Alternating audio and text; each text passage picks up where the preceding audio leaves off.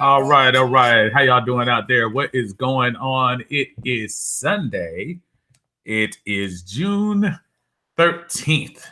And guess what? We are here live today in Atlanta Bird Gang and also on YouTube in Uncle Steve's Lounge. If you guys get a chance, please go by the page, subscribe, and look out for some things coming up this summer. Also put some stuff up there about the Atlanta Hawks.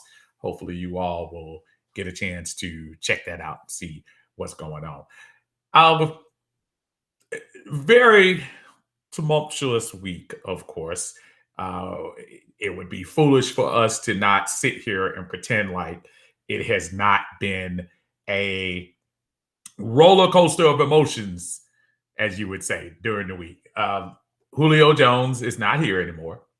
And there are two different sides, and there's probably another side there as well. You got the one side that is, oh my God, they traded the greatest receiver known to man. You got the other side that said, go ahead and kick rocks, Julio. We didn't need you anyway. And then you got these folks who are really the most interesting folks in the world. So stop posting about Julio. He's not here anymore. We don't need him more. And while all sides have a valid point, the one thing that I brought up before this happened, I remember a couple of weeks ago, we were sitting here on a Sunday afternoon, and I was saying to myself, and I sat there and told y'all, I said, listen, this is going to be an emotional week. This is going to be one of those weeks that, you know, people's feelings are going to get hurt. And, you know, we need to prepare, man. This is a big deal. This was a big deal. And as the closer we get to the end of the week, it's died down some. I mean, there are some folks out there who just can't help but to get their last parting shots in about what has happened, whether they're angry or whatever. My position on it is this, especially within the group. I welcome conversation about it. I welcome debate about it. As long as we're not getting silly, you know, some folks out there who just can't help themselves and want to get into little bitty games with each other. And I don't have time for all that, but I'm sure you don't either. But listen, we're going to try to change the narrative a little bit. We're going to have some fun today. I'm going to try my best to get some Falcons trivia up here, and we're just going to roll down the line and just see what you all are thinking, what everybody has got on their mind. We'll still take questions. We'll still talk about what's going on relative with the Falcons. They just wrapped up mini camp, so that's a good thing. Nothing really to report there, with the exception of Calvin Ridley. Calvin Ridley did have what it seems to be some minor foot surgery. And look, it's June, y'all. And most major, guys come back from broken legs in 2 to 3 months these days in the NFL. So I'm not totally concerned about that until I see him get back on the field and see what he does. It's June. He had the surgery. Everyone's saying it's minor. They don't even start training camp till late July. So, give that an opportunity. And let's also face it, it's not like we need him right now. But let's wait and see. Let's see how this one is going to play out before we, get into some things with that. What's going on, Dre? How you doing there? Happy Sunday to you, Mr. Jermaine. Happy Sunday to you as well. Trey says he has a big question today. RJ is here. How y'all doing? I will take any questions y'all have or anything y'all want to talk about. We are free to do so. But again, I thought I wanted to start off today with just a little bit of lighthearted stuff, some Falcon trivia. Now, I'm not going to give you the only thing I ask is that if we're going to do the trivia, which is fine, if we're going to do it, don't do the easy thing and just run to the internet and get the answer because, all you're showing is you can type quicker than I can, which is at the end of the day, who are you really doing that for? So I thought it would be cool to just go back. And I was looking at some of these stats, and some of them are kind of really mind-blowing because I didn't realize some of these players that are on this list are, as relevant as they are in Falcons history. So let's kick it off real quick. And again, if y'all feel like talking about something else, just put it in the stream, put it down there, or still feel free to drop a call, and we'll do it like that. Okay, so the first question I was going to ask, and this is Atlanta Falcons history, so I'm not going to do NFL today, but we'll do Falcons and just see. Okay, as far as the Falcons concerned, the top 5 single-season receptions for any wide receiver not named Julio or Rodney. So in other words, Rodney. So in other words, Julio and Rodney make up 6 of the 10 top receiving seasons in Falcon history. Name the top 5 seasons by a player other than Julio Jones and Roddy White. And this particular list truly doesn't go back that deep. One name does, which is probably the surprise name. So let's see where we go. Andre Rison is on the list, and for some reason I don't know why I'm not picking up on the names right. Okay, here we go. There we go, y'all. I see y'all. What's going on, Brother Frank? Hope you. I don't know if you traveled yet, man, but I hope you had a safe trip. If you did, Alex says Andre Rison. I see Andre Rison down there. I see Terrence Mathis down there. Lucius says Andre. Lucius also says Algie, and Keith says Andre Rison. Well, you got 2 of them. Terrence Mathis, actually, next to Julio and Roddy, Terrence Mathis has the most productive season as far as receptions is concerned, other than Roddy and Julio. He had 111 receptions in 1994. Andre Rison, back in 1992, had 92 receptions with that fun and gun team they had back then. So those are 2 of them. Still looking for a couple more. Algie Crumpler was not one of them, and that was kind of a surprise when I saw that. But Algie is definitely not one. Seeing whoever we got. Okay, Jermaine says Andre Rison, Terrence Mathis, and Michael Jenkins. You got 2 out of 3. We've already given Rison, already given Mathis. Michael Jenkins is not a single season now. One single season, most receptions in single season. You got 3 players on here. Wallace Francis, Alex, that's a name that's near and dear to my heart, Reverend Wallace Francis, but he is not on this list. One of the most underrated Falcons in the history of the franchise. Jermaine, did you say Peerless Price? Bro, stop trying to make me laugh. Woo! Peerless Price was a lot of stuff, but Peerless Price was definitely not not in any franchise records as far as that's concerned. No, that's a no to Peerless. Let me see. Tony G is one of the answers. Tony G had 93 receptions back in 2012. He absolutely did. That is one. So we got 3 off the list: Terrence Mathis, Tony Gonzalez, Andre Rison. So there are 2 other Falcon players, and that's key. Falcon players that have had 2 of the 5 most productive non-Roddy White Julio Jones seasons. I'll go ahead and give one hint. One of the guys is actually not a wide receiver per se. Ridley, Jermaine is right. Calvin Ridley just last year had 90 receptions for the year. That is the 5th most receptions from a non-Roddy White Julio Jones person. And we got one more person.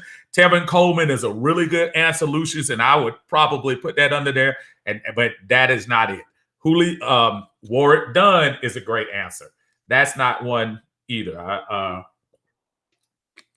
This guy gave us one really good year, and we made the playoffs that year. And he was kind of a little all-around player. And for big-time Falcon fans, y'all can get there. It's not Michael DeBurner Turner, who didn't catch a lot of passes, to be honest with you. Warwick Dunn is a very good guess, and that's not it. This guy, again, was not with us long, but he had a very productive season, the season that we went to the playoffs. Tony Martin is that's a good answer right there. Tony Martin is not the answer, but good guess on that. Alex has come up with it and said Eric Metcalf. Eric Metcalf, believe it or not, in 1995, that little season that Jeff George almost screwed the pooch and Tony Abear had to come back and kind of save his behind. Eric Metcalf actually had 104 receptions that year. So good job, y'all. I appreciate it. I hope y'all not looking at the internet. I knew it would take a little while to get that one, but those are the top 5 receptions. I will go through the list again that are not Julio and Ridley. In 1994, Terrence Mathis had 111 catches. Eric Metcalf in 1995 had 104.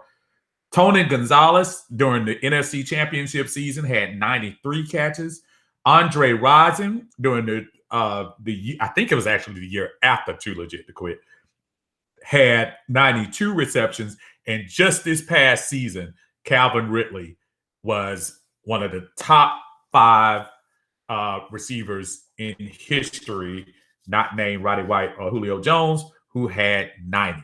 Y'all see how this is going? That's how we're going to do it. If you call, I'm going to give you a question, give you a chance to get something off your mind, and then I will give you a personal question. In the meantime, we're going to go on to the next question here. And again, I'm not going to be just straight up and down the line with y'all. Players in Atlanta Falcon history with 90-plus yard pass plays. I'm sorry, plays, not pass plays. 90-yard plays, not special team plays. So no kickoffs, no punts. Players with 90-yard plays for the Atlanta Falcons. There are 5. And yeah, it's only one that's not in this century. It's only one, and that's not that far. So we're talking about, so what I'm saying is either a 90-yard run, a 90-yard pass, not kickoffs, not anything like that. So 90-yard plays for Atlanta Falcons. What do we have, y'all? We have brother Kenzel, very quick on the draw. Michael Hayes, you are probably remembering that play where he ran for 98 yards. I think that was a hard one to not miss. And that's the only play that's not in the 21st century. That was back in 1993 when he ran that play. Brother Rusty had snuck in there and said Roddy's play against the 49ers, and absolutely correct. The 90-yard pass he got in 2009. Anthony Moss says Smith, and I'm pretty sure you're talking about Anton Smith, because I know that was the year that he had all of the little long runs and stuff like that. However, after further review, he did not have a 90-yard run. I thought that was one of them, but he did not. Jermaine, Deion Sanders' interception on the Saints in 2016 is definitely one of them. And I apologize, y'all. I messed around and got this. There are 6 plays. My counting is off. Atlanta Public Schools, blame them, y'all. Okay. Jermaine says Deion's interception on the Saints in 2016, that was not 90 yards, if I'm not mistaken. That was 80. Was that 86? I need to go back and check that, y'all. I apologize for that. That is not the... I got to go back and look at that Deion play. I might have missed that Deion play. I'm going to go back and check that one. Hester, like I said, we're not talking about kickoffs. We're talking about non-special teams, y'all. Non-special team plays. Dre says Roddy White, Julio Jones, and Turner. The Julio play against the Panthers was only for 75 yards. That play was the first play from scrimmage right after Carolina had come within 8 points, and they threw the pass, and Julio went across the middle. That play started at the 25-yard line. That was a 75-yard play. OC, when he waved goodbye to the Saints, that is a good one, but I don't think that was 90 yards. Was it? Was that 90 yards? And I might be missing that.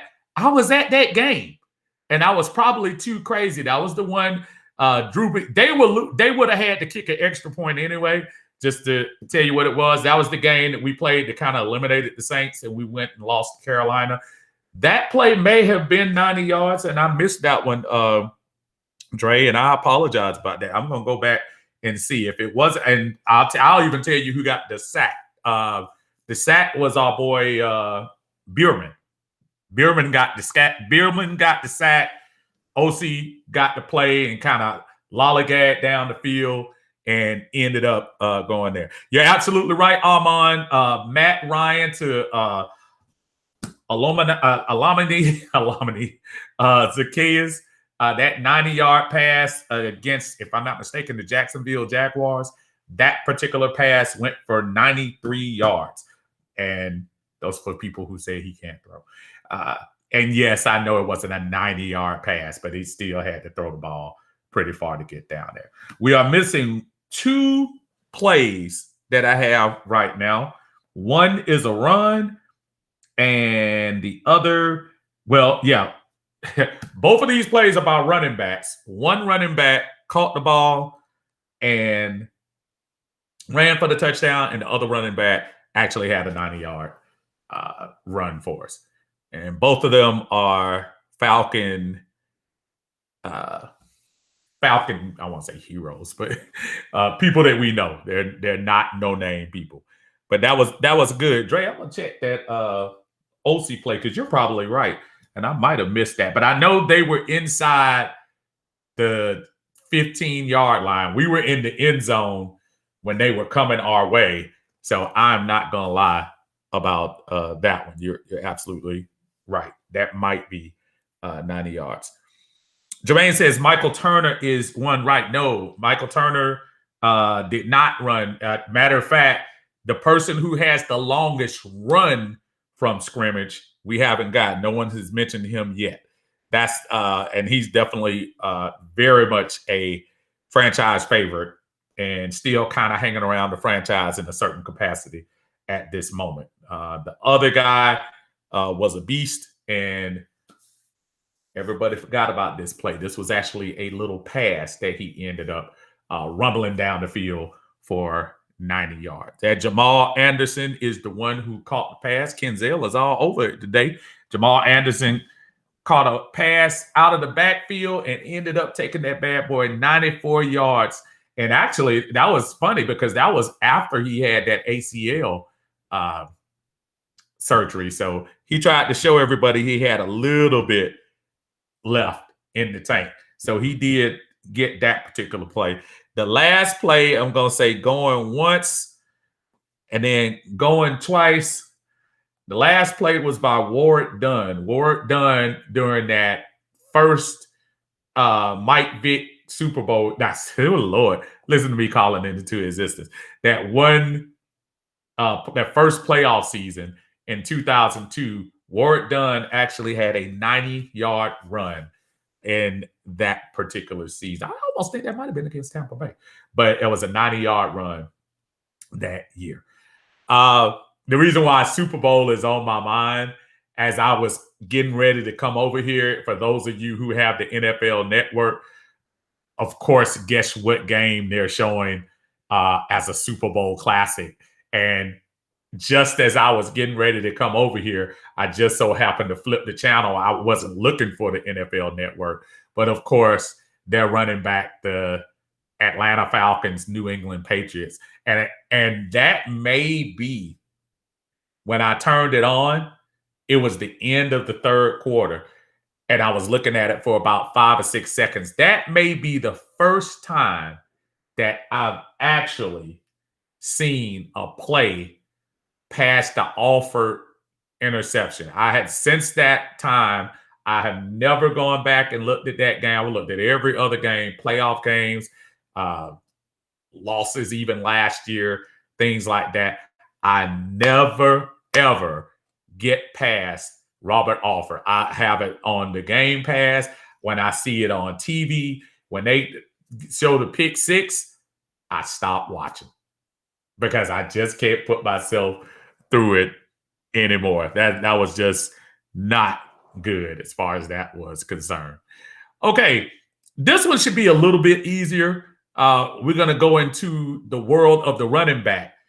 Who are the top 5 career, who have the top 5 career rushing touchdowns in Atlanta Falcon history? Some of y'all might have to go back a little bit, but other folks might realize that this is not as hard as it seems. Top 5 career rushing touchdowns, the top 5 players in Falcon history with rushing touchdowns. That shouldn't be too hard. Rusty says they're trying to clown us by putting that game on TV. But see, the problem is sometimes I look through the heading, they put that bad boy in there all the time, man. For some reason, somebody is trying to hurt our feelings by keep putting that thing back over and over and over again. That was just crazy. Jermaine says the wound hasn't closed. Not here either, brother. I haven't put any kind of ointment on it or anything, but that wound is still open. Atlanta Falcons running backs with the top 5 career touchdown totals in their history. Top 5. A couple of them should be pretty obvious. Maybe one slight surprise, but then again, as I'm thinking about it, maybe it wasn't that much of a surprise. Top 5 running backs. I was also having a conversation with somebody when they were talking about our running back situation. Now, you heard the thing with Le'Veon Bell saying he's not going to play for Andy Reid, and you know how a lot of us react. Oh, he won't play with Andy Reid? Will he come to Atlanta? He ain't coming to Atlanta, y'all. So if anybody, I don't think, especially on this team, you don't need any me players. And I think Le'Veon is a me player. And I'm sure I don't know what got him in the doghouse with Andy Reid. Obviously, something did. He didn't get any carries in the Super Bowl, so I don't know. Gerald Riggs. Gerald Riggs is number 2. He has 48 touchdowns. You are absolutely right. Kenzel Dre says Dunn. Dunn is not on the list. However, Michael Turner is the number 1 running back of all time with 60. Mike Vick was not as far behind as you think. He's actually not in the top 5, but I think he was number 8, if I'm not mistaken. So that was not that quick. John William Andrews, Alex. William Andrews is number 6, and I was kind of ticked off at that. It's hard when I hear everybody, and especially now, a lot of people, of course, with the Julio thing, they love Julio. We love Matt. We love this. I'm trying to tell y'all, man, William Andrews.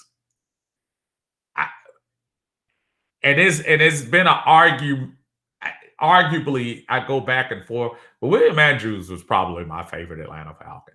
So when I saw this list and I said to myself, okay, what place is William? William is not in the top 5, believe it or not.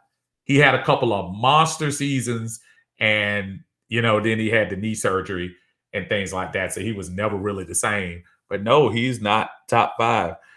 Jamal Anderson is 3rd with 34 touchdowns. You are correct, Kenzel. JR, what's up, brother? Says Riggs, Anderson, Turner, Andrews, and Bubba Bean. Bubba Bean is actually not on the list, but I remember Bubba Bean. Yeah, back in the 70s. Bubba was not quite there. We got 2 players that no one has missed, and I'm surprised. I'm looking down the list. I'm surprised nobody has said one of the players, which is very interesting. But 2 players. One, y'all gonna say, oh, yeah, I forgot. And the other one, y'all might say, huh? Who is that? Craig Hayward. That's a good call there. He's not in the top 5, but Craig Hayward gave us that one year, the year we were just talking about, the 1995 playoff year. Craig Hayward gave us our money's worth. Very good, JR. Duckett, TJ Duckett is number 5 on that list. And Armand finished out the list with Devonta Freeman. He had 32 touchdowns here. Some will say after that contract, he should have had a lot more.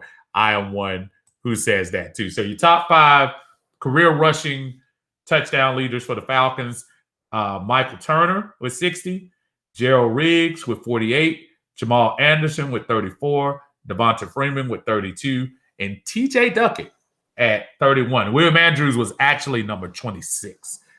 He had 26, and he was number 6. So that's, kind of interesting. Dre says Dan Quinn did a lot of running in the end zone on the sideline. Maybe he top in rushing and sideline touchdowns.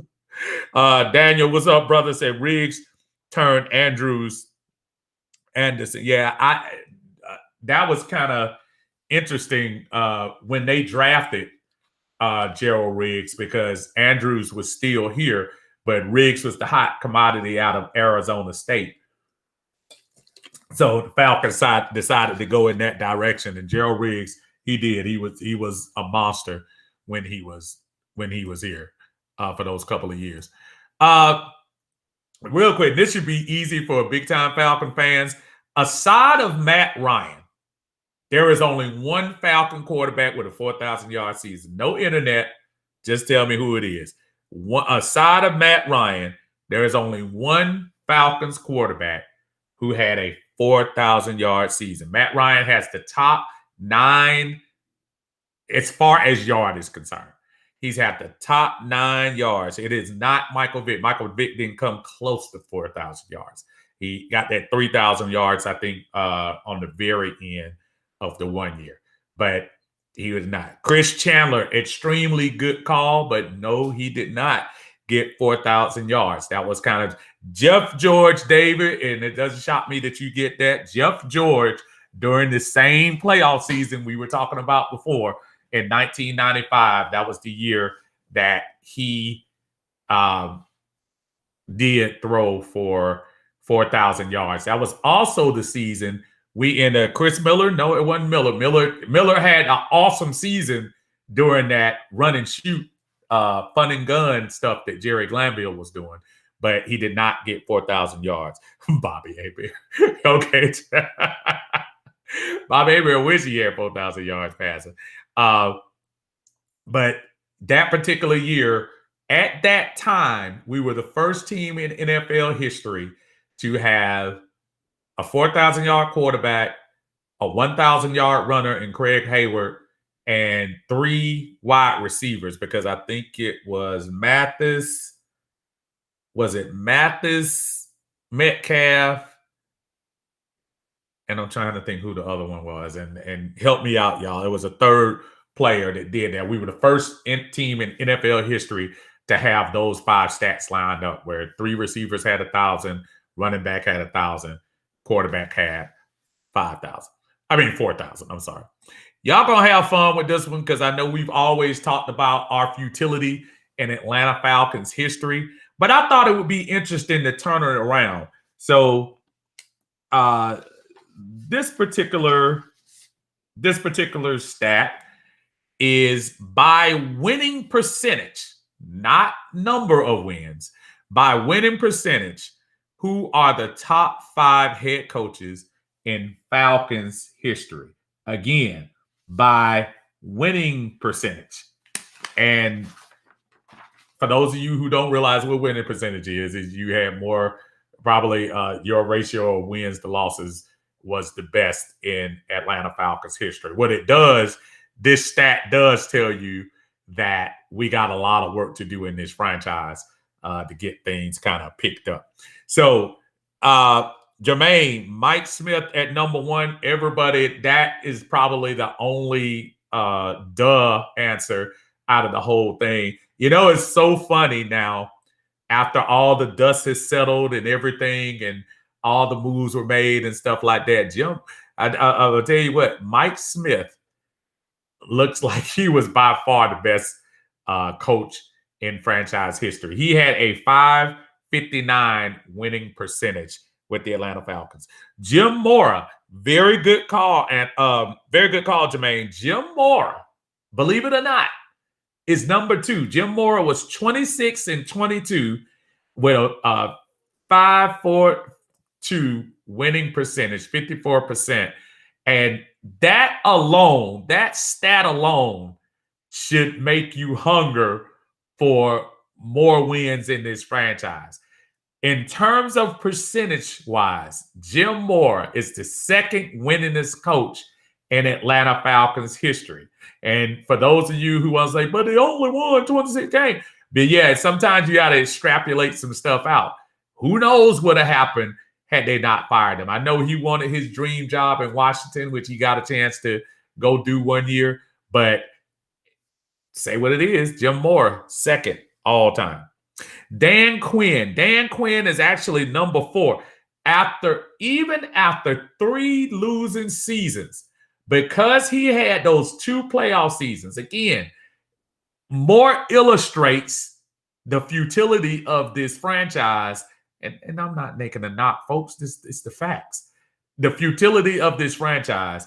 Dan Quinn was 43-42, 50%. 1 game over 500. And that's a shame. That brother went to the playoffs. I see a lot of people saying Dan Reeves, and you are correct. Dan Reeves was the number 5. He was the number 5 coach in a 60-plus year history of this franchise. Almost 60. We're not dead at 60 yet. Almost. 49, 59, and 1 at a 45% clip that he win. I am like, come on, y'all. That is crazy. Daniel says Glanville. Everybody's saying Glanville, which is kind of a surprise. Y'all are missing one person. And y'all, I was about to say, Daniel, if you didn't get that, I was going to be totally shocked. Who I think arguably was the second best coach in Falcons history, Lehman Bennett, who took the reins of the Grits Blitz team. Yes, Jerry Glanville was there coaching the defense, but Lehman Bennett was the head guy during that time. Lehman Bennett took the Falcons to their first playoff season in 1978, and he ended up with a record of 46-41 for 52% winning percentage. So again, the top five: Mike Smith, who went 112-66; Jim Moore, who went 26-22; Lehman Bennett, 46-41. DQ had 43 wins and 42 losses, and Dan Reeves ended up with 49 wins. I'm telling y'all, that's, to me, one of the most telling stats when you start looking at, wow, that's deep, that he didn't have that much. Daniel says that shows how much I studied this game to only be 23 years old. And you know, those are things that when you're younger, I did this. I did a lot of that same thing. I tried to educate myself a little bit more about the past. It's easy to keep up with what's going on now, but to be able to educate yourself, to go back and just kind of, you know, figure out what's going on as far as you know, how the franchise has evolved. Are we evolving, or are we going back to like we were? Just another note about the things this week. Again, we as a franchise are at a crossroads, folks. The Julio Jones thing is not going away. I know a lot of people want it to go away very quick, but it's not. Julio Jones was one of the top franchise guys ever. In terms of wide receiver, he has every record except wide receiver touchdown. That's Roddy White. But he has every record there. He has been known to be one of the best in his position. And the next question is actually going to be on that, kind of close to that. I hope people understand that it's not over. I'm not going to sit here and try to tell you that Calvin Ridley is going to take Julio's records to the next level. He might. There were folks when Roddy White was still here with Julio, there were folks that were thinking that Roddy White was the greatest wide receiver ever. And folks were probably ready for Julio to move on more than they were Roddy White. So fast forward, Calvin Ridley is the number one receiver right now. There's no telling how good Calvin Ridley is going to be. Not only to mention that, Calvin Ridley has played a little bit with Matt Ryan. I got a feeling he's going to play a lot more of his career at the end of his career with another quarterback. I don't know who it is. But Calvin Ridley is going to be nice. Russell Gage, he thinks he has the ability to hold down that number 2 position. He's not going to turn your head with any names as far as being a big-time wide receiver. But the one thing Russell caught a lot of passes last year. Caught 70 passes. That's a big deal. And some of that stuff was still with Julio here. So, you know. Jimmy Hall says, El Julio, Team Brian Finnery. Team Brian Finnery. All right.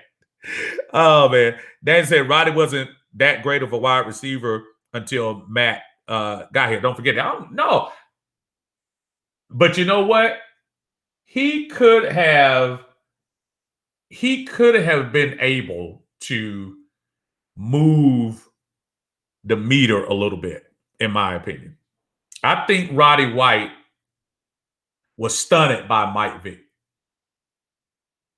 I know a lot of people don't want to hear that.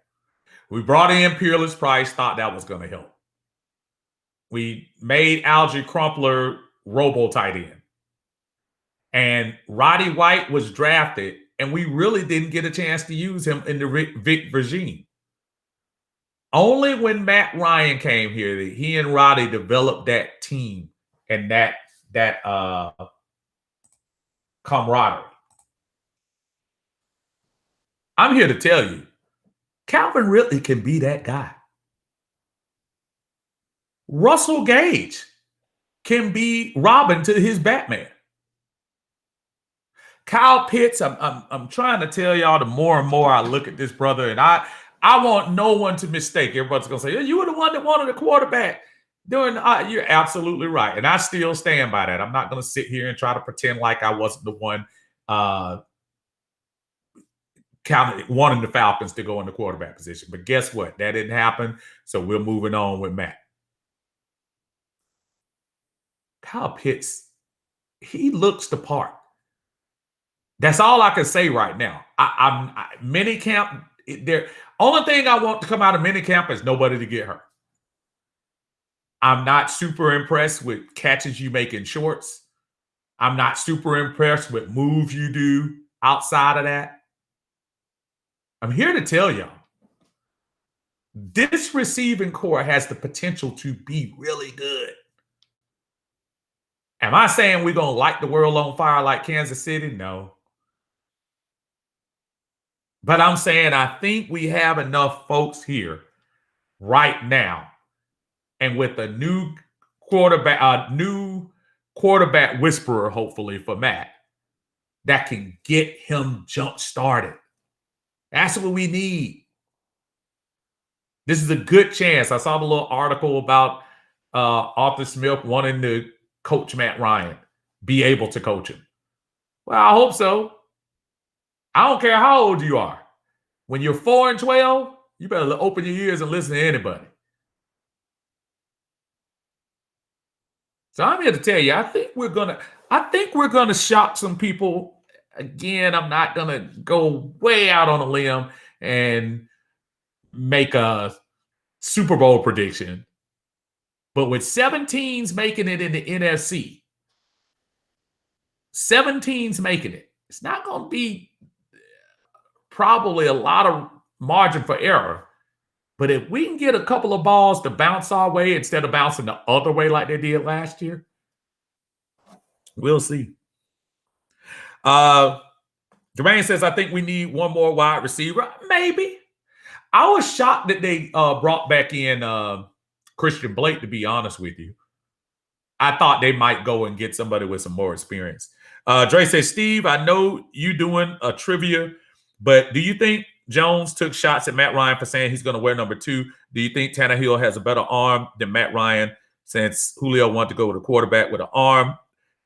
Truth be told, his arm strength is no better than Matt. How do you think Jones will do under a new coach? I'll take those one at a time. One, do I think Jones took shots at Matt Ryan for saying he's going to wear number 2? Kind of hard to say. I don't look at Julio as being that petty. And I think if he was that petty, I think he would be more out front with it. I don't know. Who knows? Some people suggested it's a little tribute to Matt. I don't know. Obviously, there was some friction there at the end with them that we'll never find out. But yeah, I have no idea. My best answer could be I don't know. Do you think Ryan Tannehill has a better arm than Matt Ryan? No, I don't. I think Ryan Tannehill lucked into Arthur Smith coaching and Derrick Henry running. Ryan Tannehill is the sole benefactor of a revamped, great Derrick Henry running game. Remember, Derrick Henry has been there for a couple of years. He only started putting up the monster numbers in the last couple of seasons under Arthur Smith's watch as OC. Ryan Tannehill, to me, is a very lucky person. He could have easily been the next Josh Rosen. Very easily. Now, give him credit for being able to turn his career around. Listen, last year, you can argue he had some really solid numbers last year. I think he only threw 6 or 7 interceptions against 30 plus touchdowns. But as far as arm strength is concerned, look, I know I watch, I listen to the noodle arm, I get all of that. Ha ha, very good, very funny. Matt Ryan can still throw the ball. Is Matt Ryan throwing it like Patrick Mahomes? No. Is he throwing it like Josh Allen? No. But he can still complete a pass right now. I think my thing about Matt Ryan is just when is it gonna fall? I don't want to hold on to a player when he makes his steep descent. There are some who would suggest he's already descent. He's in a descent now. But I just want to be able to have that handoff to the next quarterback before Matt's arm strength, accuracy goes down. You see what happened over in New Orleans? I'm going to tell you why New Orleans has not been in the Super Bowl the last 3 years. And diehard Saints fans, they'll probably tell you. Drew Brees has not been that quarterback the last 3 years. Drew Brees' arm strength, we want to talk about arm strength? Drew Brees' arm strength is garbage for the last 3 years. Don't believe me? Ask Sean Payton. Sean Payton would look like a fool benching Drew Brees. Drew Brees couldn't throw last year, y'all. Drew Brees was done. Don't think that retirement thing was this, oh my God, it's a hard decision. I'm shocked he didn't leave last year. Really? How do you think Jones would do under a new coach? You know, I think it's a lot of pressure on Julio. Remember, going back to the Roddy White conversation, when he came to Atlanta, as much of the talk was about the draft picks that were swapped out to get him, the wholesale of draft picks to go get him. But he didn't have the pressure that he had now. Remember, Atlanta got him in the middle of arguably our best era between 2008 and 2012. When they got him in 2011, they were already a playoff team. They were already a very good team. So he was added on to be that guy.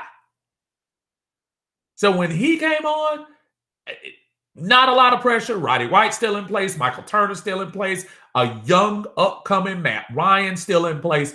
All these elements were set up for him. Now, as you go to Tennessee, you are all-world, all-pro, Hall of Fame, Pro Bowler, Falcon legend, Julio Jones.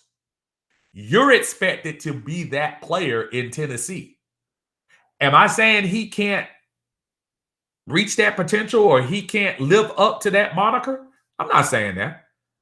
But I am saying at 32 years old and with a history of really bad injuries, I think the pressure is on him. And the GM from Tennessee, you're taking a swing. You're taking a big swing.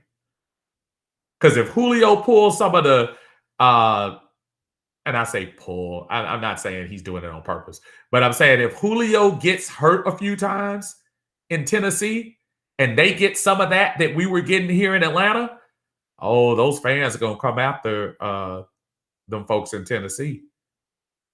And then look, Tennessee did the same thing we had to do here with Matt. In order to get Julio's contract under the salary cap, Tannehill had to restructure his deal, and now his cap hit next year is bigger than Matt Ryan's cap hit. Just to get Julio underneath. I say the pressure's on Jones as far as how he'll do under a new coach. Daniel says they've been force-feeding Pitts in minicamp. Daniel says, I know you've seen the video of Ledbetter asking Julio about being a Falcon for life and then ask about a trade. Yeah, I mean, but you know. Uh Daniel said, I called the Breeze situation 4 years ago. Matt is years younger than Breeze. Yeah, David. But here's my thought about that, David. And again, don't take my words as Matt bashing. That came out of you like you're trying to defend. I'm not saying Matt has fallen off the map. All I'm saying is I don't want to be that team that we see it with our eyes that he's slipping, and it's nothing we can do about it because now we're tied into him for the next 2 seasons. With Drew Brees, they knew they kept doing the same thing. They kept restructuring and doing what they're doing, and it turned out that they waited too late to pull the trigger. I think you brought Jameis in there last year or somebody else in there last year, you would be talking about a big time season this year. I don't think Jameis is going to do it. I think there are a lot of people that think he might. That's Drew Brees' team. That's been his squad for 14 years. I think it's going to take more than that. I think the loss of Drew Brees is going to be huge down in the Bayou. Dre, when A.J. Brown starts not getting the ball, watch Julio and then Derek not getting the ball, then you got a team in an uproar. And that's for them to figure out, man, because, listen, Julio's not coming there to play games. Julio expects to get his 100 catches. He expects to solidify his career numbers and his Hall of Fame candidacy when he's there. Yeah, if things start going twisted, because A.J. Brown is on the rise. A.J. Brown is Calvin Ridley. It's time for him to eat. When they bring in the all-world wide receiver in there, it's all good now. It's all good until on that 4th down and 3 play, instead of going to you, they go into Julio, and Julio drops the ball or Julio can't catch the ball. Then you're going to be mad, and you'll be like Odell Beckham and end up getting traded anyway. Oh, man. RJ, what do you think Dean Pease is going to do with our defense? Do you think we'll be better than the last 4 years? The one thing I like about Dean Pease that he has already said, everyone else, when you start even talking about Raheem and Ulbrich last year, no one committed to saying we are going to get the quarterback. They tried to frame it as if, we have to do all that we can in our power. No, Dean Pease said we are going to blitz. We are going to be aggressive. And the one thing I love about this team right now is you have young players who are going to listen, have no choice. And you have players on 1-year contracts, the Mingos, the Eric Harris's, and players like that. Guess what? Nobody else wanted you. You're not in Atlanta because we reached out and saw that you were an all-star. You're in Atlanta because nobody else in the NFL wanted you. So Dean Pease is in a great position because they're going to listen. And Dean Pease has the ability, as you see even in Baltimore, to come from all different places and all different angles. I'm going to love to see what he does with this team. And especially if he blitzes like I think he is, look out, Deion Jones. This might be a really good year for you as far as blitzing the quarterback. Well, I'm going to tell you what, Deion does a lot of things averagely well. He does. He really does. He can't cover a tight end right now. But as far as blitzing, Deion Jones does a great job as a blitzing linebacker.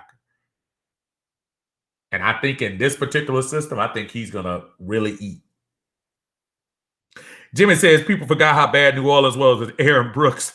They're about to be back to mediocrity.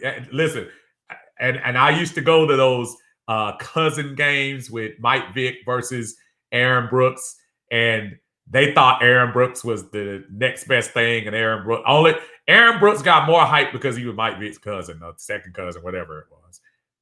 He got more hype because of that. He was not that great. Yeah, I think New Orleans is going to take a step back. And it'll be interesting to see. Drew Brees has been such the out front leader on that team. I think that's the void that's going to hurt them the most. Now, can they turn it around? Green Bay felt comfortable enough to let go of Brett Favre and didn't miss a beat with Aaron Rodgers. Do you think Jameis is that guy? Do you think Jameis is that talented? Jameis has been hanging around for the last year, behind Drew Brees, and I keep hearing about he learned so much from Drew. How you gonna learn from Drew? You on the field for one touchdown.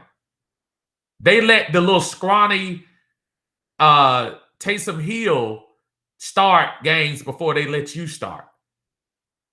To me, that doesn't give me a lot of confidence. If Sean Payton is saying, I'm going to start Taysom Hill instead of Jameis Winston. I don't know. Fobro said we playing with with house money. Absolutely. With the trading of Julio Jones,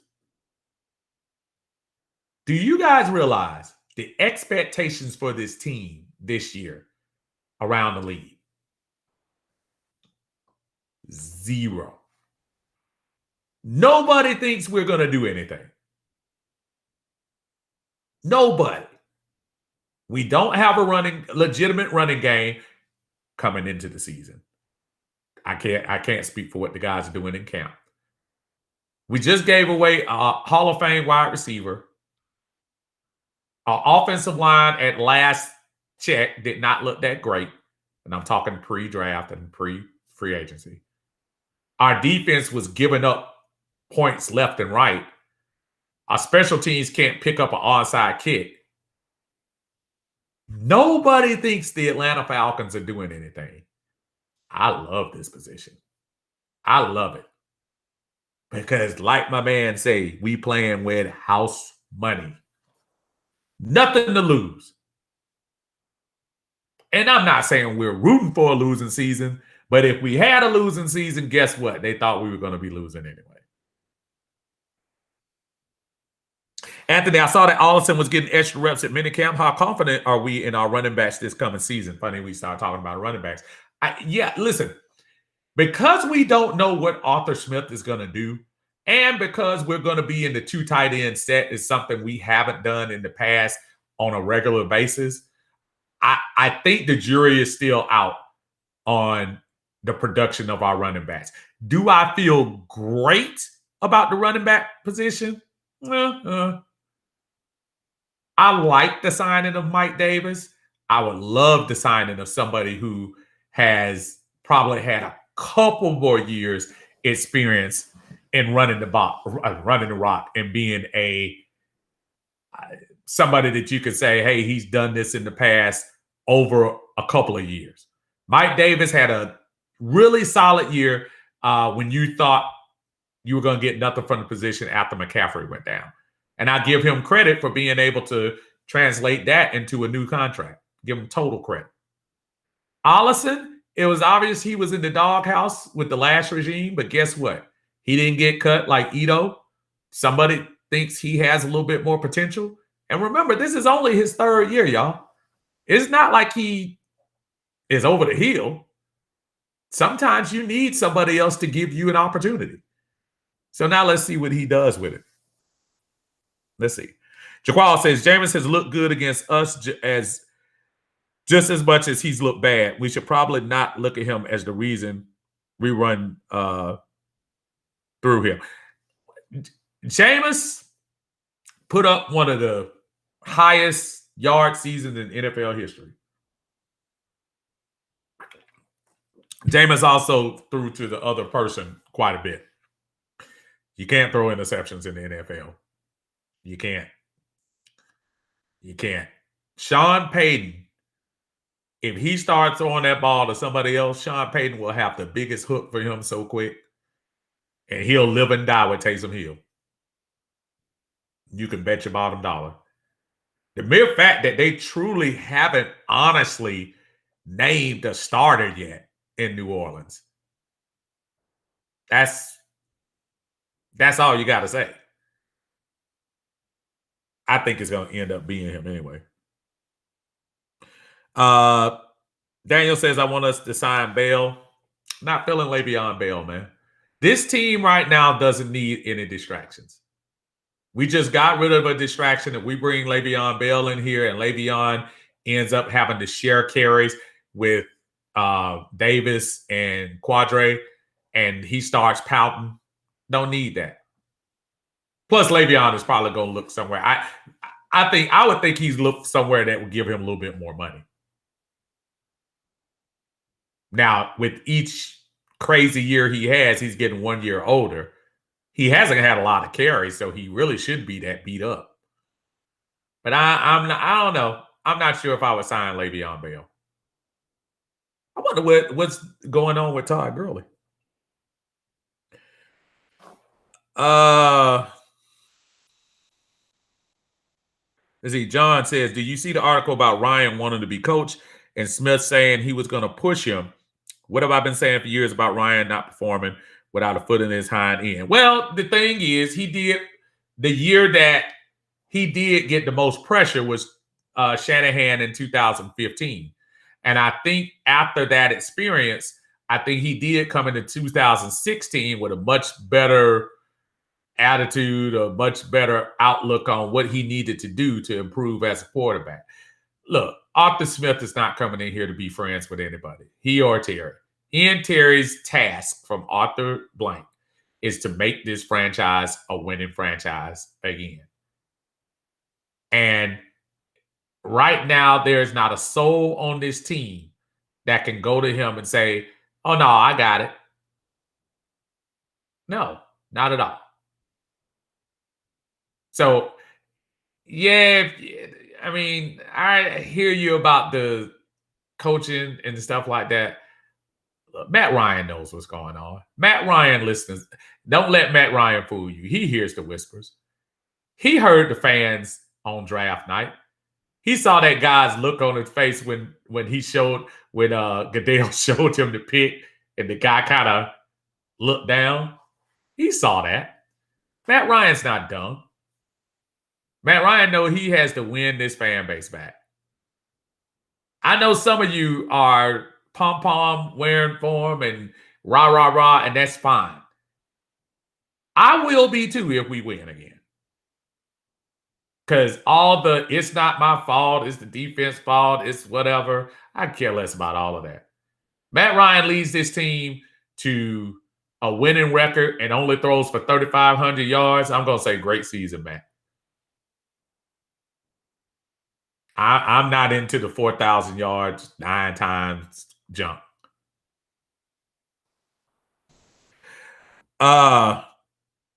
Rusty said, what's up, Steve? I've been busy the last 2 weeks with some family stuff, but I made it a point to go back and watch all your live videos from the last 2 weeks. Deuces to the Jets. Not another note, Arthur Smith is giving me Belichick vibes, no nonsense type of guy. It seems I'm excited for this new culture and accountability, long overdue around here. And I know you've been dealing with some stuff, Rusty. My heart goes out to your family for your loss. Yeah, man. I mean, look, it's like separation anxiety in here. I know there are a lot of folks that just don't want to give up on Julio and want to hold on, and there are people still posting, and I don't care about that. For the record, y'all, post to your heart's content if you feel like that's what you need to get it out. Again, as long as we don't go vulgar and don't do anything like that, that's fine. I don't. Because eventually you're going to get tired of it when the season starts. Even the biggest Julio fans in the world, eventually when kickoff comes and Calvin Ridley is your number 1 wide receiver and Russell Gage is on the other side, you're going to forget that number 11 was even here. It'll happen. It's not going to happen on June 13th. June 13th, we got too much free time. Everybody wants to give their opinions. Beautiful. Love it. Absolutely. This is the time to do that. But when the Philadelphia game comes and it's kickoff time, I ain't trying to hear nothing about Julio Jones. I could care less. There are some that want y'all to forget about it now. I'm not co-signing on that. Forget about Julio. He's gone. Blah blah blah. If you're able to deal with breakups that quick, that's you. Some people may not be able to. And this summer gives the perfect platform for you to get all the happy, joy feelings, or the I'm so sad and disappointed that Julio's gone feelings. This is the perfect time to do it. June, July. Once August gets started and we get preseason rocking and rolling, folks, then when you get to the Philly game, oh no. No. But we're grown folks. Express yourselves, y'all. Express yourselves. I don't have a problem with that. As long as y'all know how to do it like grown-ups. John says, who's going to play nose tackle and it ain't Grady? Yeah, it'd be kind of interesting to see how they do that. I don't know how much big Marlon weighs, whether they're going to try to get him some weight. And who's the young man we brought in? One of the D tackles, I know he's a big boy too. One of the guys we drafted. Maybe they're going that direction. Daniel says we re-signed Davison to play nose. Is that Tyler we did to play the nose?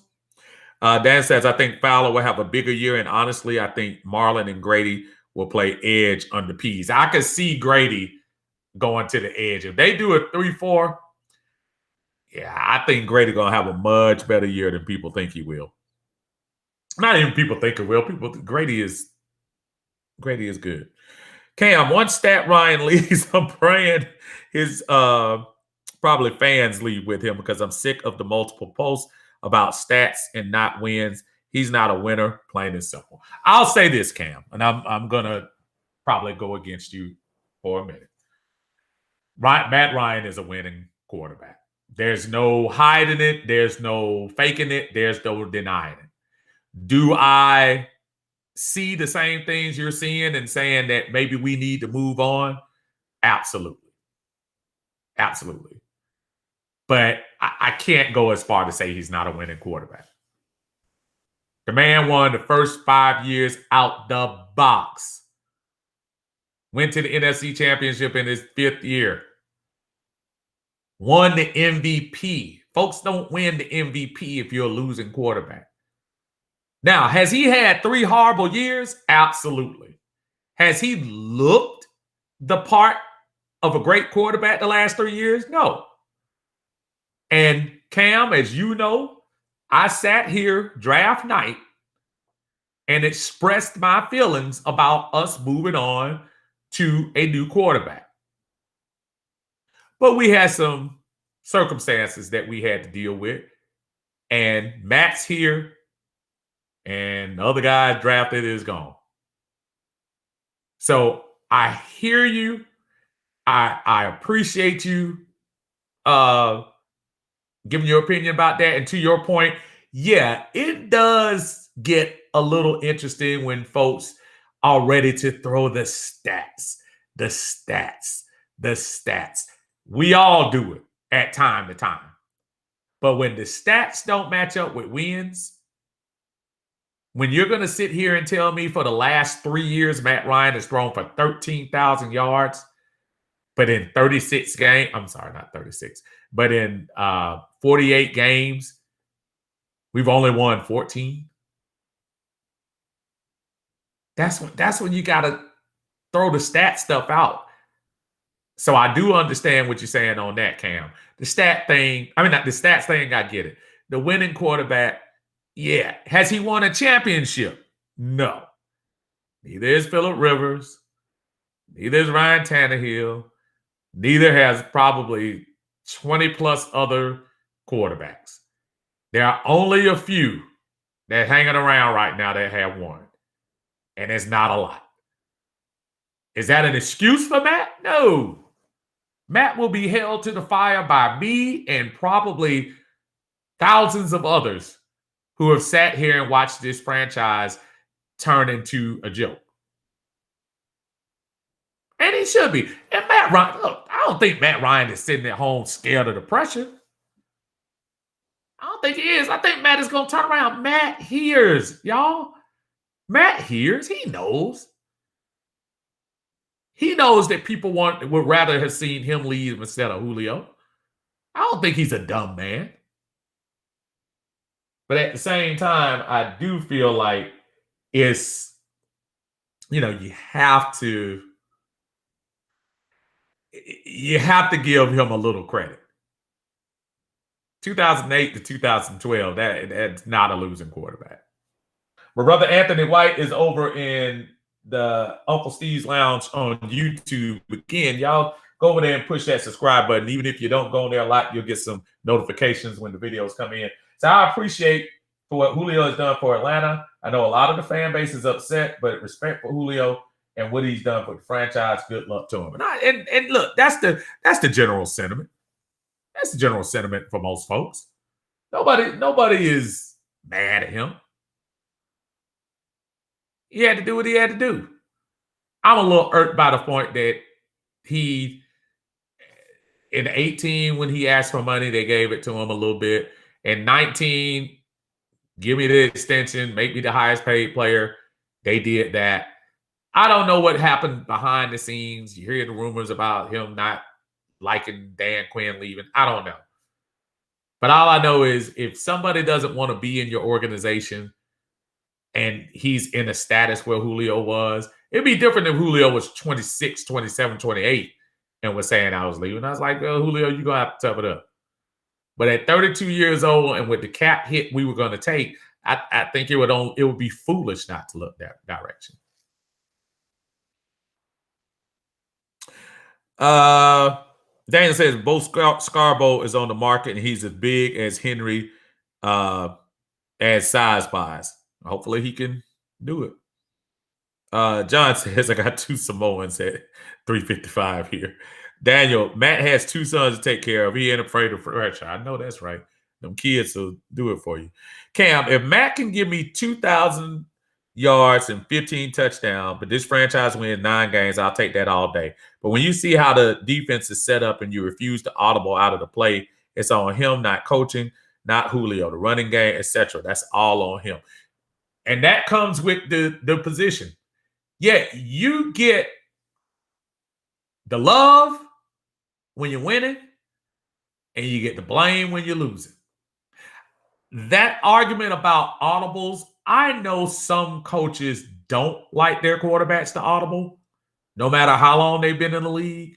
You've never heard Matt Ryan come out and discuss whether he has the green light or not. I know a lot of folks want to go back to the Super Bowl and say, why don't you come out of this play and blah, blah, blah. Things like that. So I hear you, Cam. I guess I have never heard him say, I've got a 100% green light to change the plays. Maybe he doesn't roll like that. I don't know. But it's fair criticism. But I'm not sure if he does that by design or not. Daniel says Julio bad because we change coaches every 3 to 4 years. Hey, then Matt should be furious. He the same way. Talk, Uncle. Thank you, Joe. I appreciate that.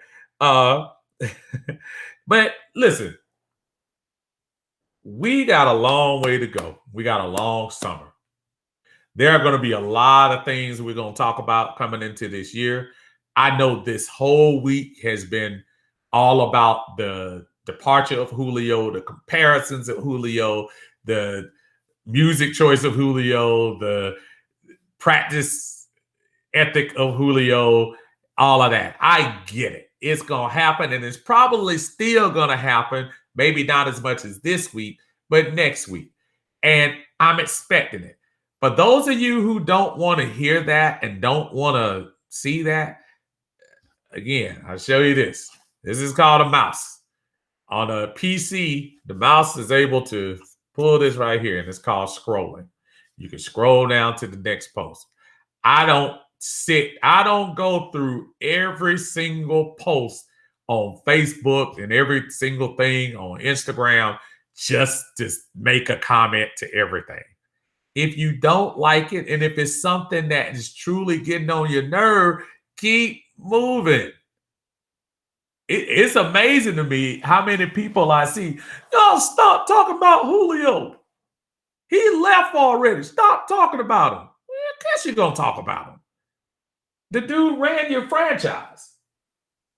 You better talk about him. You're one of the top guys ever to put on a Falcon uniform. So, look, there are many folks that are going to have a problem separating the Julio thing from Atlanta. It'll be reality check when the beginning of the year starts. So I think instead of being upset that we keep having this conversation, put your energy into making up your own posts. And I say make up your own post, not a post saying, y'all stop talking about Julio. That's crazy. People don't talk about what they want to talk about. You can't control everybody's mind.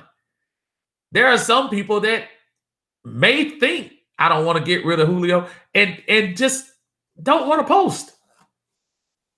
If y'all really look at this group sometimes, the people who are putting the post up that are ticking people off, it's the same 15, 20 people. If you don't mute them, you can mute their post. You can scroll. Y'all don't have to sit there and listen and watch every post. Who goes through Facebook and truly looks at every post and tries to get a reaction out of all of it? I mean, you know what I mean? Like you see, yeah, I see posts about some stats here. Yeah, I'm not stopping at every post to make a comment. And if y'all do, y'all got a lot more time on your hands than I do. Now, that being said, if I'm having a conversation with y'all, I want y'all to come in here and listen to me. Don't get me wrong. or listen to Uncle Steve's Lounge on YouTube. But the Julio chapter it's gonna fade away eventually, y'all. Don't worry. And we'll move on to the next thing. We'll move on to the next phase. It's coming with Matt Ryan. Y'all think it's bad now. Wait till the day that Matt Ryan leaves. The day that Matt Ryan leaves, woo, that's going to be something else. Especially if he goes to another team. Now, he retires, that's a whole different thing. Matt Ryan goes to another team, boy, woo. Amelia says that's true. Daniel says, I got Julio signed, full-size helmet. I'll let it go at $5K. At the lowest. Yeah, you might be holding on to that one, Daniel. Amelia says, I'm in a better place now. Listen, Amelia and anybody who had an attachment to Roddy White, to Michael Vick, to Julio Jones, nobody's telling you to stop your fandom. That's fine. But at the same time, realize that everybody may not have those emotions and attachments that you do. That's the one thing I realize. I realize everybody doesn't think like Steve, which is actually a good thing. But everybody doesn't think the same. And as long as we remember that in sports and in life, if we can remember that we all don't think alike, but we can respect each other and respect your opinion. I sit on here with John Harris every day, and he'll chime in and tell you. With our first years of me and him talking, we were so opposite on every aspect of the Atlanta Falcons. Every aspect. But I'll tell y'all this about him that y'all might not know, and it seems like it's crazy. He might be one of the biggest Falcon fans that y'all don't know. Now, does he put up crazy posts and stuff like that? Absolutely. And once you kind of got a taste of them in your mouth, you kind of figure out how to deal with it. But at the same time, he's a big Falcon fan. There are some of you out there right now that I know I sit here and say, what are they talking about? But I'm not going to doubt your fandom. You just might have a total different opinion than I do. And that's fine. I don't want to think like anybody else. I don't want to have the exact opinion that somebody else did. What's the fun in that? I love differences. Like I say, as long as they're respectful and not dangerous and sometimes humorous, I don't, it doesn't matter. As long as it's not hurting anybody. Steve knows Ryan leaving us is gonna hurt me. Oh yeah, man. Listen, I know Daniel, it's gonna be a lot of y'all. It's gonna be a lot of y'all, and it's coming. I thought it was gonna come a little early, but look, that big salary cap pickup. If Ryan doesn't do the job this year, I'm telling y'all, salary cap or no salary cap, man, Ryan might be out of here.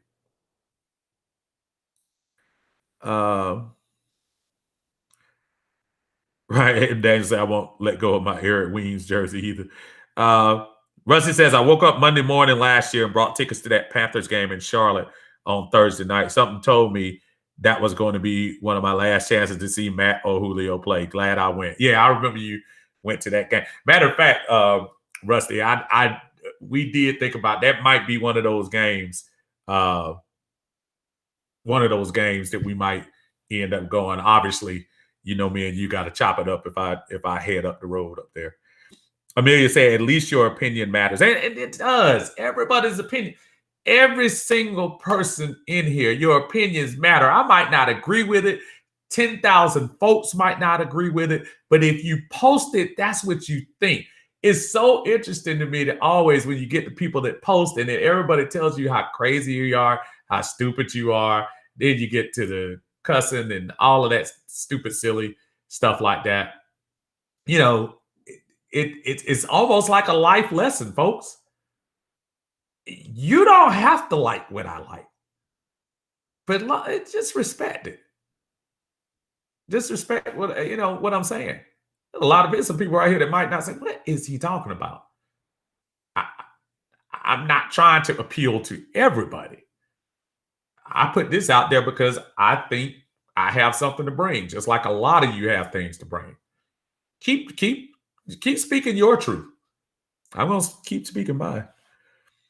Cam said, I'll help him pack and drive him to the city if he ends up here free of cost.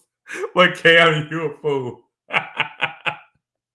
Jimmy says, if Matt doesn't get us a winning record this year, I'll shave my head. If he throws 12 interceptions, I'll do whatever the Julio lovers want. Ian clean fine. Jimmy, you better be careful. There's some people screenshotting this stuff. You know, folks do that all the time. Look, Cam, I promise you I didn't see your text. I promise you I didn't see your text before I said that. First thing I said was somebody's going to screenshot that one. Jimmy, don't do it. Don't do it. Don't do it. I would say this. It was one more argument I had with somebody at work, and I won't say argument, but I had another thing. Phillip Rivers and Matt Ryan. We were talking about Hall of Fame. Obviously, the conversation was talking about Julio and how Julio is always been considered one of the top 5, some years arguably the top wide receiver at his position over the years. Julio has always been in that conversation. There are a lot of people when Phillip Rivers retired this year that said Phillip Rivers is going to be a Hall of Famer. And I started looking at that. Phillip Rivers, Hall of Famer. Phillip Rivers has some longevity. I give him that. He's been around for a long time. And when he finally took over for Drew Brees, they really didn't miss a beat. They've had some rough years. They absolutely have. But Phillip Rivers has been a steady quarterback. Has he been Hall of Fame? MVPs, none. Super Bowl appearances, none. I mean, I'm when you look at it, if you had somebody to pick right now, and don't say neither, because I'm not going to let you do that. If you had a vote and you had to vote on one, don't say neither, because that's defeating the purpose. And their careers end today. Who would go in over who? Be honest. Don't be funny. Matt Ryan or Phillip Rivers? By today, who would be the Hall of Fame quarterback? I say it'd be Matt Ryan. Now, do I think either one of them should be at this point, June 13th, 2021, at this moment? I don't think either one of them are Hall of Fame. But if some of the media is trying to play Phillip Rivers into a Hall of Fame position and he gets in, it's going to be a shoe-in for Matt. Just because Phillip Rivers has little funny things he says during the game and talks junk and all that, yeah, that's not going to get you in the Hall of Fame. Might get you in the Comedy Hall of Fame, but yeah, so that's just one of those things I've heard. Cam says, "I'll take MR2." Unfortunately, see, and that's the thing. I appreciate that, Cam, for real. Because after all you said, you're a smart enough football guy to know that, yeah, that particular argument, that it's kind of tough. It's kind of tough if you say between the two of them. But there are some people that actually think Phillip Rivers should get in. I don't. But they think he should get in. Folks, I sat here and we talked about this. We had a little trivia fun at the beginning. I appreciate that. I was going to get cut off just a little bit early tonight because we've been going 2 hours the last couple of times. I wanted to shorten it up. I truly appreciate all the fans and of the Bird Gang, everybody that's in here, everybody that listens to all the lives we have, whether it be our outstanding admins from Marcus to Tidy to Brian and to Nicholas. This is a really good group. And I think when we get to the football season, y'all stick with us because I think we're going to do some super exciting stuff this year going into this, especially going into a new regime. Y'all hang with us, man. I think this is just going to be the beginning. I also want y'all, don't forget to help your uncle out and go up to YouTube and subscribe to my Uncle Steve's Lounge. I talk a little bit, not only Falcons, but I'll go into some Hawks and some Braves. Let's cross our fingers that the Hawks can rebound. Boy, they look bad the other day. Or I should say they look bad, or Embiid is really looking good. The Braves and their struggles lately, even though I think they were winning when I turned on a little bit. I don't know whether they lost that game or not. They were up 5-0, I think. But just a lot more talk on that. And coming up this year, I'm going to do something different. During the year, I'm going to do live reaction, something I'm going to try this year, see if you all like it. That's the one where I'm sitting there watching the game and you guys can hop on. I know they do the streaming in here too. Look, it's social media, man. We can do so many things. The Braves won. Absolute. Thank you, Lisa. I appreciate that. And just Steve for president. Man, look, I ain't running for president or nothing. I want my lifestyle. But I appreciate the sentiment, man. Thank you, Amelia. I appreciate that. Thank you so much. Thank you, Lisa. I appreciate y'all. But again, y'all, we got a lot of things coming up this summer. Appreciate y'all hanging in. Y'all have a great Sunday, and we're going to catch y'all. We're going to do a special roundtable here next Saturday afternoon. Next Saturday afternoon from Casa de Johnson. We will be doing a roundtable with some guys, kind of a pre-Father's Day, Juneteenth type celebration that we're going to be doing. And we're going to do a straight up live broadcast from here, talking Atlanta Falcons, probably dab into a little sports, but mostly Falcons, about what's going on with the state of the franchise. Until then, y'all be blessed. Have a good one. We'll see y'all next time, okay? Rise up. Rise up.